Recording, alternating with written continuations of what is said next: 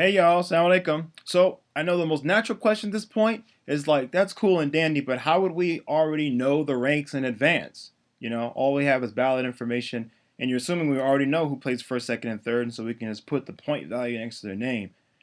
So fortunately, alhamdulillah, what we have to make that even easier is what we call scorecards. And basically with a scorecard, you just is how each competition will be ranked and scored individually. But enough of me talking about it, let's just go to it.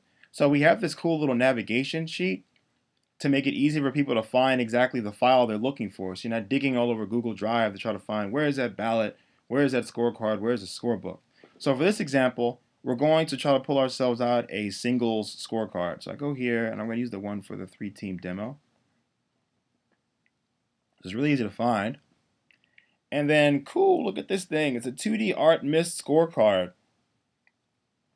And once it loads itself and gets ready to be used, ready for action, you'll notice there's a tab for each judge to input where the judges' scores would be input. And then there's a final score and ranking so that you can at the end see how everyone ranks. So let's say, these two competitors from the kernels and say they're going to compete. And let's take these two from Marshall. Let's say that they have a new challenger has arrived and they're ready to dust it up. Let's see, that might be trying to put 2 in 1. Don't want it to do that. I need you to come with me.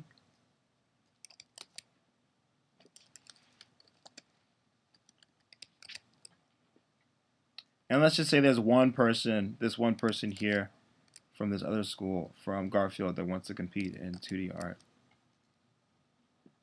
And the thing is, their missed IDs don't have to be in order. So I'm going to take these three and say Judge 2 is going to judge them in a different order for God knows what reason. I don't know how. But let's say the data just got input kind of weird.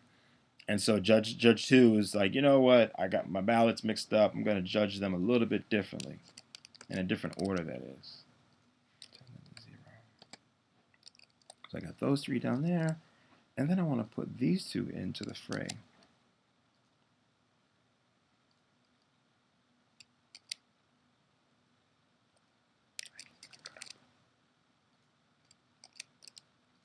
Now, here we go. For simplicity's sake, typically all the fields for each category or section in the ballot would be filled out the judge will put in their field here.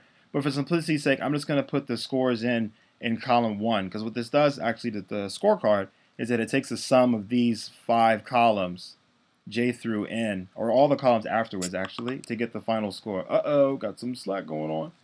So let's say Judge 1 is like, this person rocks, that person rocks, this person, bang. Oh no, actually, we'll do it by score. Let's say they thought that he was perfect and give him 100, and then the guy after or the girl after was a 90. This person not so much, 43. This person again not so much. How about a 50? But the last one came in and was awesome too, so they got a 95. But let's say Judge 1 feels differently. They're like, yeah, you know what? I think they were just in descending order. I kind of got grumpier and grumpier as the day went on, and I was like, these guys are terrible. So what you'll notice is that on the left, the ranking for each judge independently is summarized, so they can see how their ranking played out. Okay, first place is that ID, second is that ID. But then you can compare that with Judge 2 and see, oh wow, Judge 2 ranked someone else first place. Huh, go figure. And then all the scoring and ranking for this particular competition is summarized in the final score and ranking tab. So once this all processes, it's like doing this number. I just imagine that noise in my mind, when it's doing all the calculations. And then you have it at the end. So it takes each judge's score and then averages it. And what you'll notice is neat too is that it automatically knows that if a third judge doesn't exist and no scores were input, that it doesn't take that 0 into account for averaging. So you look in this case here, you got 100 plus 50. Divide that by the 2, the number of judges in it should be 75. That's what we got. It doesn't drag it down and try to divide 150 by 3. Pretty neat. And then over here goes the final rank.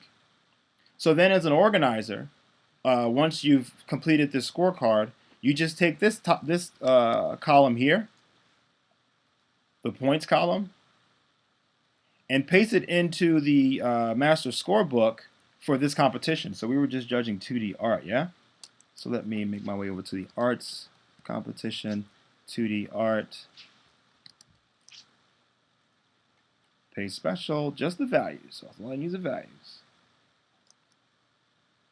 And once that calculates and gets its processes.